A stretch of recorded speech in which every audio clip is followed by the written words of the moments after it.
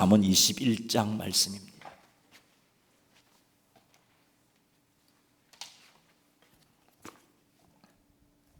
잠언 21장 19절에서 22절 말씀 보겠습니다. 잠언 21장 19절에서 22절 말씀 교독하겠습니다. 다투며 성내는 여인과 함께 사는 것보다 광야에서 사는 것이 나으니라.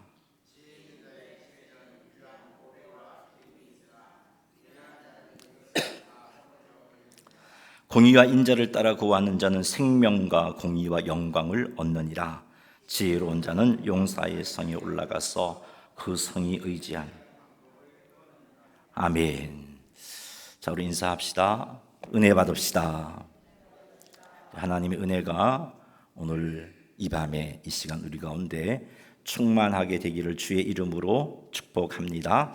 자, 우리는 오늘 잠언 21장 19절에서 22절 말씀을 가지고 하나님의 지혜를 살펴볼 것입니다. 특별히 오늘은 지혜 있는 사람에 관한 말씀을 하시고 있는데 이 말씀을 통해서 우리가 지혜 있는 사람이 되기 위해서 또 하나님 앞에 바르게 서게 되는, 그래서 하나님이 예배에 놓으신 은혜와 복을 누리는 성도님들이 다 되시기를 주님의 이름으로 축복합니다. 19절 말씀 같이 한번 읽어보겠습니다. 다투며 성내는 여인과 함께 사는 것보다 광야에서 사는 것이 나으니라. 아멘. 다투며 성내는 여인은 어떤 여인인가? 지속적으로 다투고 지속적으로 분을 품고 있는 여인을 의미합니다.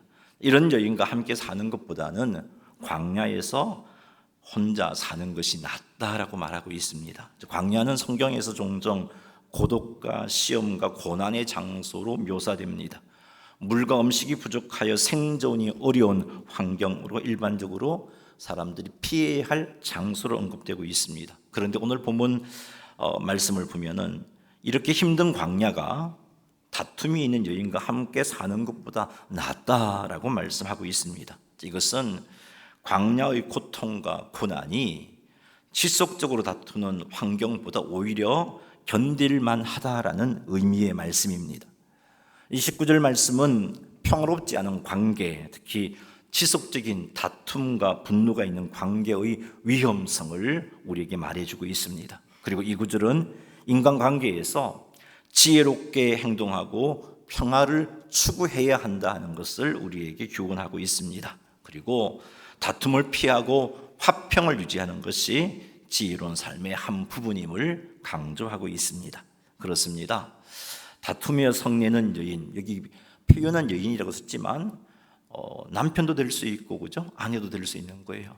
가정 안에서 남편이 늘 다투고 지속적으로 다투고 분을 낸다면, 또 거꾸로 가정 안에서 아내가 다투고 지속적으로 화를 낸다면, 그런 배우자와 함께 사는 것보다는 광야에서 사는 것이 낫다는 겁니다. 다시 말해서 평화롭지 못한 가정에서 사는 것은 살기 힘든 광야에서 사는 것보다 더 힘든 것이다 라고 말씀하고 있습니다. 다투며 성내는 아내든 남편이든 이런 배우자가 있는 가정은 그만큼 살기가 어렵습니다. 이런 가정에서는 하나님께서 기뻐하시는 모습으로 하나님께 영광을 돌릴 수가 없습니다. 하나님께서 기뻐하시는 예배를 드릴 수가 없습니다.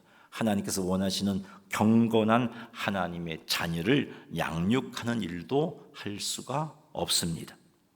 그러므로 성도의 가정은 다투고 성내는 자가 존재하지 않도록 해야 되는 거죠. 아내든 남편이든 간에 지속적으로 다투고 성내는 자가 되지 않도록 해야 합니다. 이를 위하여 남편과 아내뿐만 아니라 가족 구성원들이 다투고 성내는 실수를 범치 않도록 성령 하나님의 도우심을 구해야 합니다. 성령 충만함을 유지하여 우리 가운데 성령의 열매가 맺히도록 해야 합니다. 사랑과 희락과 화평과 오래 참음과 자비와 양성과 충성과 온유와 절제와 같은 열매가 우리 삶 속에 나타나도록 성령 충만함을 유지해야 합니다. 가족 관계 안에서 다투고 성내는 삶을 지속하지 않기 위해서 우리는 하나님의 말씀을 지속적으로 묵상하고 그 말씀을 내 삶에 적용시킴으로 우리의 생각과 행동이 변화되도록 해야 합니다. 겸손한 마음으로 다른 사람을 나보다 낮게 여기는 태도도 갖춰야 합니다. 남편을 나보다 낮게 여기고 아내를 나보다 낮게 여기는 태도를 갖추어야 합니다. 이런 태도는 상대방의 말에 귀를 기울이고 이로 인해서 다툼과 분노의 감정을 극복하게 됩니다.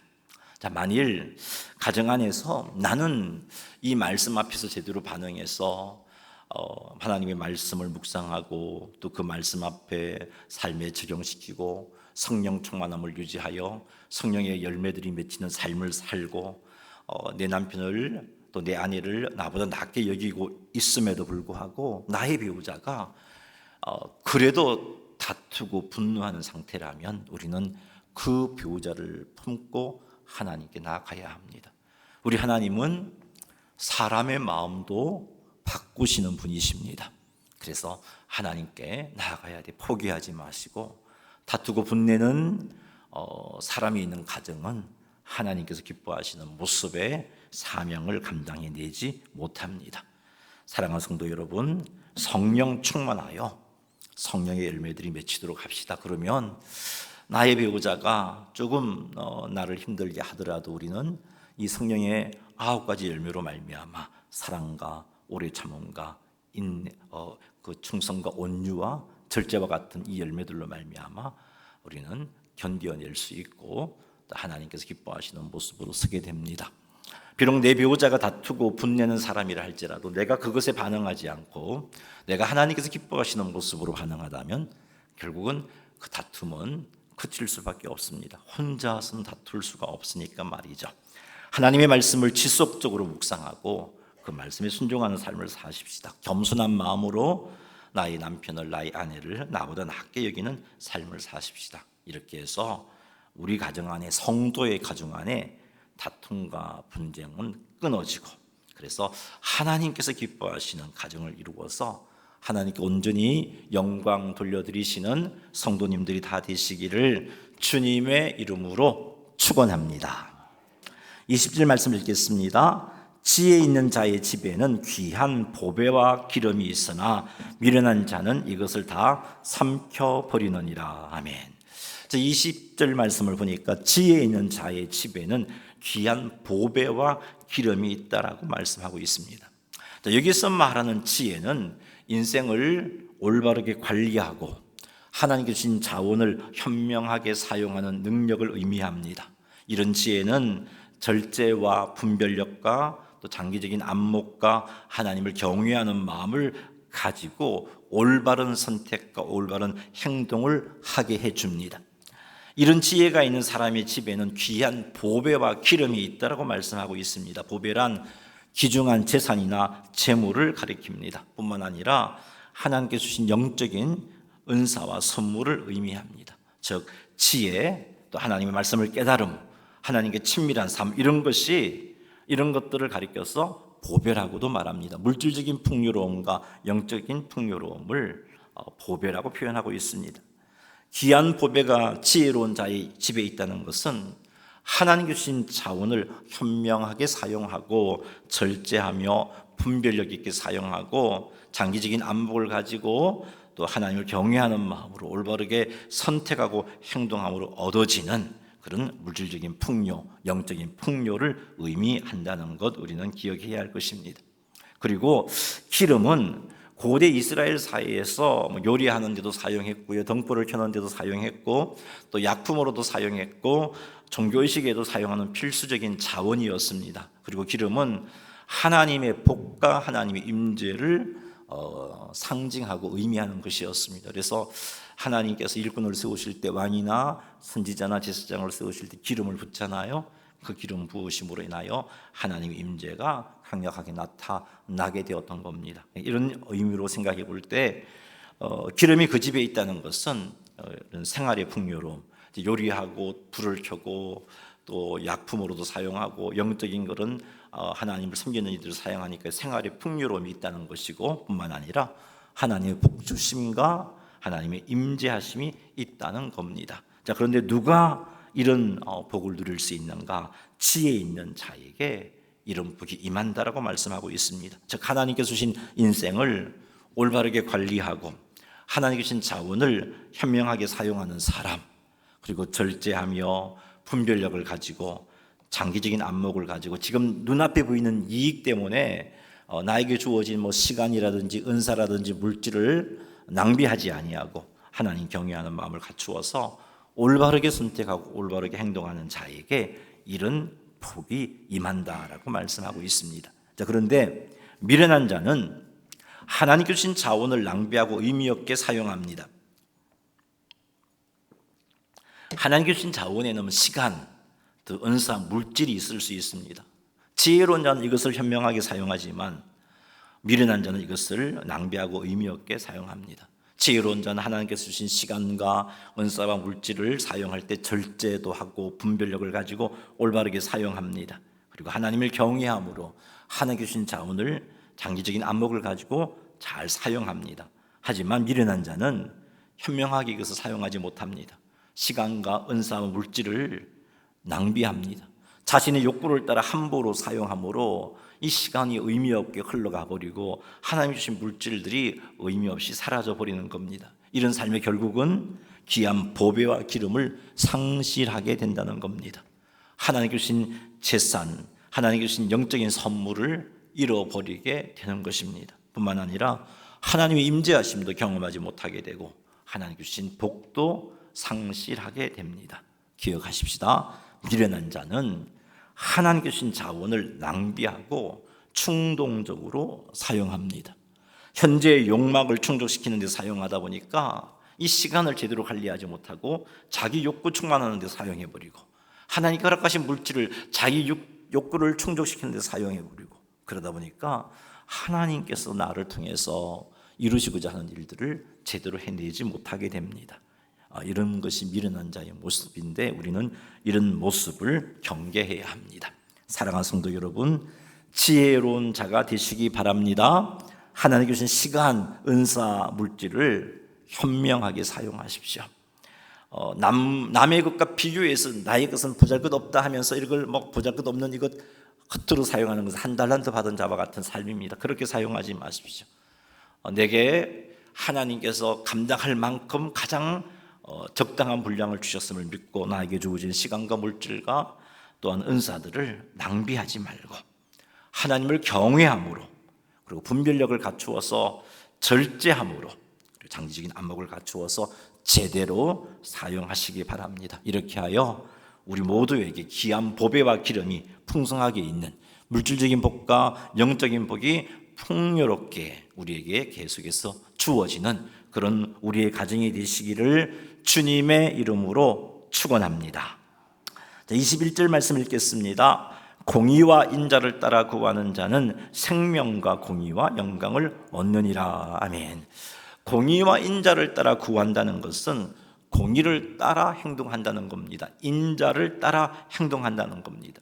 공의가 무엇인가요? 하나님의 성품이잖아요. 하나님의 의로움, 하나님의 정직함, 하나님의 정의 이런 것을 의미하는데 이런 하나님의 성품, 이런 공의를 따라 행동하는 것은 하나님의 성품을 본받아서 의롭게 정직하게 정의를 행하며 사는 것을 의미합니다. 하나님의 말씀을 따라서 올바르게 행동하고 정의와 공평을 실천하는 것, 이것이 바로 공의를 따라 행동하는 것. 우리 잠언 21절의 표현을 빌린다면 공의를 따라 구하는 것이라고 표현해 볼 수 있습니다. 공의를 따라 행동하는 예를 들어본다면 정직하게 장사하고 사업하는 겁니다. 사업을 하거나 직장에서 일할 때 정직하고 투명하게 행동하는 겁니다. 업무 시간에 개인적인 일로 시간을 낭비하지 않고 정당한 보상을 받으면서도 고용주에게 성실하게 일하는 것, 이것이 바로 공의를 따라 행하는 삶을 사는 겁니다. 공정하게 판단하고 대우하는 것, 즉 가난한 자나 사회 약자를 편견 없이 공정하게 대우하는 것, 이것이 바로 공의를 따라 행동하는 겁니다.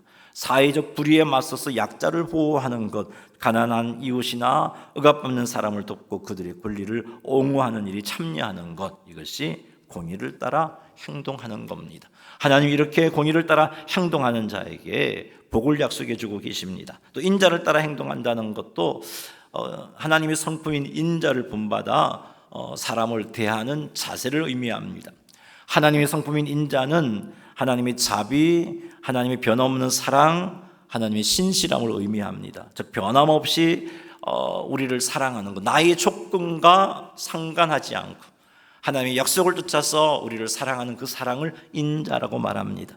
부족해도 있는 그대로 우리를 용납해 주시고 우리를 하나님께서 원하시는 수준으로 이끌어 가시는 하나님의 사랑이 인자입니다. 따라서 인자를 따라 행동한다는 것은 하나님의 이러한 성품을 본받아서 다른 사람에게 친절하고 용서하고 용납하고 사랑을 베푸는 것을 의미합니다. 누군가가 나에게 잘못을 했을 때 용서하고 관계를 회복하려고 노력하는 행동, 이것이 바로 인자를 따라 행동하는 겁니다. 내가 뭐 잘못해서 지가 잘못했지 하고 따지고 하는 것, 인자를 따라 행동하는 것이 아닙니다. 친구나 가족과의 다툼이나 오해가 있을 때 먼저 다가가 용서를 구하거나 아니면 용서를 하는 그런 삶을 사는 것, 그것도 바로 인자를 따라 행동하는 겁니다. 내가 잘못했으면 먼저 가서 용서를 구해야 되겠죠. 상대방이 잘못했으면 그가 와서 내게 용서를 구하기를 기다리는 게 아니라 내가 찾아가서 용서해주는, 이것이 인자를 따라 행동하는 겁니다. 고통 속에 있는 사람을 위로하고 그들과 아픔을 함께 나누는 것도 인자를 따라 행동하는 겁니다. 자신의 이익보다 다른 사람의 유익을 위해 희생하는 것도 인자를 따라 행동하는 겁니다. 이렇게 공의와 인자를 따라 행동하는 것이 성도가 마땅히 행해야 할 일입니다. 이런 행동을 통해서 우리는 사람들에게 하나님의 사랑을 보여줄 수 있습니다. 이런 행동을 통해서 우리는 사람들에게 하나님의 공의로움을 보여줄 수 있습니다. 그리고 이런 행동을 할 때 우리는 점점 하나님을 닮아가게 되어 있습니다. 그래서 세상 속에서 빛과 소금의 사명을 온전히 감당해내는 것입니다. 오늘 말씀을 보면 이렇게 행하는 자에게 복을 약속해 주고 있습니다. 인자를 따라 행하고 공의를 따라 행하는 자에게 복을 약속하고 있는데 그 복이 무엇이냐 하면 생명과 영광과 공의를 얻는 것이다 라고 그렇게 말씀해 주고 있습니다. 생명을 얻는다는 것은 하나님과의 바른 관계에서 오는 평화와 만족과 내면의 풍요로움을 의미합니다. 그리고 현재의 삶에서 하나님이 주시는 풍성한 복을 의미합니다. 이것을 생명을 얻는다. 이런 생명을 얻는다에 좀 비슷한 표현들이 예수님께서 하신 말씀과 찾아볼 수 있습니다. 내가 온 것은 양으로 생명을 얻게 하고 풍성히 얻게 하려 하심이라. 그때 그 풍성히 얻게 한다는 그 생명이 바로 지금 여기서 의미하는 생명을 말합니다. 공의를 얻는다는 것은 그들의 삶에서 의로운 자에게 합당한 열매가 맺게 되는 것을 의미합니다. 우리가 하나님으로부터 의인이라고 칭함을 받았잖아요. 근데 우리가 인자를 따라 행동하고 공의를 따라 행동하면 나의 삶 속에 의인이라고 칭함을 받은 나의 삶 속에 의인의 열매들이 맺히게 되는 겁니다. 사람들이 볼 때 저 사람은 의롭다라고 그렇게 시인하게 되고, 그래서 사람들이 예수 믿는 사람, 인자를 따라 행하고 공의를 따라 행하는 사람을 신뢰하게 되고, 교회에 다니는 사람을 신뢰하게 되고, 그것을 통해서 세상 속에서 빛과 소금의 사명을 온전히 감당하게 되고, 그런 자리에 서게 될 때 하나님께 칭찬과 상급을 받게 되는 겁니다. 한 20년, 30년 전에만 해도요, 교인들을 세상 사람들이 신뢰해 주었어요. 예수 믿는 사람 그러면 신뢰해 주었습니다. 이제 그런데 물론 이제 세상이 워낙 악해지고 교회에 대한 반감들이 있다 보니까 또 이런 예수쟁이라면서 욕을 하고 신뢰하지 않고 있는데, 세상만 탓할 것이 아니라 우리가 세상 속에서 공의를 따라 행하지 못했기 때문이고 인자를 따라 행하지 못했기 때문에 이런 결과가 주어진 겁니다. 그러니 사랑하는 성도 여러분, 우리가 인자를 따라 행동하고 공의를 따라 행동함으로 하나님께서 우리들의 삶 가운데 의로운 자에게 합당한 열매를 맺게 해주시는 그런 복을 받아서 하나님께 칭찬과 상급을 받으시는 성도님들이 다 되시기를 주님의 이름으로 축복합니다. 자, 영광을 얻는다는 것은 하나님께서 공의와 인자를 따라 행하는 자를 높여주시고 다른 사람들 앞에서 인정해 주시는 것을 의미합니다. 인자를 따라 행하는 자, 공의를 따라 행하는 자 하나님이 높여주십니다. 하나님께서 그의 삶에 의인으로서 합당한 열매를 맺게 해주십니다. 하나님께서 그의 삶에 평화와 만족과 하나님과의 친밀한 관계에서 오는 내면의 풍요를 누리게 해주시는 겁니다. 그러니 사랑하는 성도 여러분, 세상 가치관을 따르지 말고 하나님의 공의와 인자를 따라 행동하시기를 주님의 이름으로 축원합니다. 때로는 이런 행동이 내가 손해보는 것처럼 느껴지지만 여러분, 결코 손해가 아닙니다. 하나님이 복을 약속해 주셨잖아요. 하나님의 공의와 인자를 따라 행동하는 자에게 하나님이 주신 놀라운 복들을 우리는 살폈어요. 생명과 공의와 영광을 얻게 된다고 하셨잖아요. 그러니 손해다 생각하지 말고 이런 복이 약속되어 있음을 믿고 정말 공의와 인자를 따라 행동하는 일에 힘쓰시기 바랍니다. 하나님의 공의와 인자를 따라 행동하기 위해서 그런 삶을 잘 살기 위해서 우리가 갖추어야 할 것이 있는데, 그것은 하나님의 말씀을 규칙적으로 읽고 묵상하는 겁니다. 그래야 하나님의 뜻을 알 수 있고, 그래야 하나님께서 기뻐하시는 옳은 판단, 옳은 행동을 할 수 있습니다.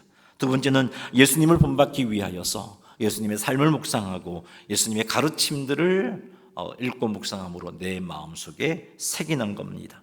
세 번째는 우리 스스로의 힘으로는 하나님의 공의와 인자를 따라 행할 수가 없습니다. 성령 하나님의 인도하심과 도우심이 있어야 가능한 일입니다. 그러니 성령 하나님의 인도와 도우심을 구하시기 바랍니다. 성령 충만함을 사모하고 성령 충만함을 유지하여 성령 하나님의 인도와 도우심을 힘입어서 인자와 공의를 따라 행하시는 성도님들이 다 되시기를 주의 이름으로 축복합니다. 이렇게 하여 우리 모두가 하나님이 약속해 주신 생명과 공의와 영광을 얻게 되는 복된 자리에 서게 되기를 주님의 이름으로 축원합니다. 자, 마지막 말씀 살피겠습니다. 22절 말씀 읽어보겠습니다. 지혜로운 자는 그 성이 의지하는 방벽을 허느니라. 아멘. 지혜로운 자는 용사의 성에 올라가서 그 성에 의지하는 방벽을 헌다라고 말씀하고 있습니다. 자, 여기서 용사의 성은 어떤 것이냐? 두꺼운 벽과 높은 망루를 갖춘 방벽을 갖추고 있는 그런 성일 뿐만 아니라 강력한 군사력을 부유하고 있는 성이어서 정복하기가 불가능해 보이는 그런 성을 가리켜서 용사의 성이라고 말합니다. 자, 그런데 인간적인 계산으로는 도무지 정복할 수 없는 그 성을 보호해 주는 그 방벽들, 두꺼운 벽과 높은 망루를 갖춘 방벽들, 그리고 그 성의 정말 강력한 군사력 때문에 정말 우리가 정복할 수 없다라는 그런 생각을 하게 만들지만, 그런 성이라 할지라도 오늘 본문 말씀 보면은 지혜로운 자는 이 성을 정복할 수 있다는 것을 깨닫습니다. 그 성이 의지하는 방벽을 헌다는 것, 지혜로운 자가 용사의 성에 올라가서 그 성에 의지하는 방벽을 헌다는 것은 지혜로운 자가 그 성을 정복할 수 없도록 만든 그런 모든 방해들을 허물어서 정복하게 된다는 그런 의미의 말씀입니다. 많은 사람들이 용사의 성이 갖추고 있는 방벽과 또 용맹한 군사력을 보고서는 그 성을 정복하겠다는 의욕을 상실합니다. 가나안을 정탐한 10명의 용사들이 이런 사람입니다. 가나안의 튼튼한 성벽, 장대한 가나안 사람들을 보고서는 이스라엘 백성들이 이 성을 정복할 수 없다라고 보고를 했고, 그래서 이스라엘 백성들 모두가 절망하여 그렇게 하나님께 불평하고 애굽으로 돌아가겠다라고 말하는 죄를 지었던 겁니다. 이 일로 인해서 가나안 땅을 이들은 정복하지 못했고 40년 광야 생활하면서 성인들은 광야에서 다 죽어야만 했던 겁니다.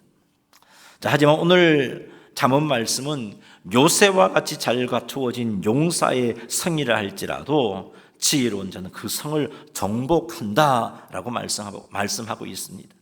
용사의 성에 의지하는 성벽이 아무리 두껍고 아무리 높은 망루를 가지고 있다 할지라도, 그래서 적이 침략하는 것을 미리 잘 분별해낸다 할지라도 지혜로운 자는 용사의 성에 의지하는 것을 허물어 버려서 그 성을 정복하게 된다라고 말씀하고 있습니다. 그렇다면 잠언 21장 22절에서 말하는 지혜로운 자는 어떤 사람을 의미할까요? 이 22절 말씀이 말하는 지혜로운 자는 세상의 지식이나 경험이 많은 그런 사람을 의미하지 않습니다. 여기서 말하는 지혜로운 사람은 하나님을 깊이 경험하고 하나님을 자신의 삶의 주인으로 인정하면서 모든 상황 속에서 하나님의 뜻을 구하고 하나님께 순종하는 사람입니다. 성경이 말하는 지혜로운 사람은 세상의 가치관, 또 세상의 평가 기준, 유행을 따르지 않고 하나님의 말씀을 따라 행동하는 사람입니다. 지혜로운 사람은 영적인 분별력을 갖춘 사람입니다. 지혜로운 사람은 세상의 잘못된 가치관이나 거짓된 가르침을 분별해내고 하나님의 지혜를 따라 올바르게 선택하는 사람입니다. 지혜로운 사람은 자신의 힘이나 능력을 의지하지 않고 하나님을 의지하는 사람입니다. 바로 여호수아와 갈렙과 같은 인물이 여기에 해당됩니다.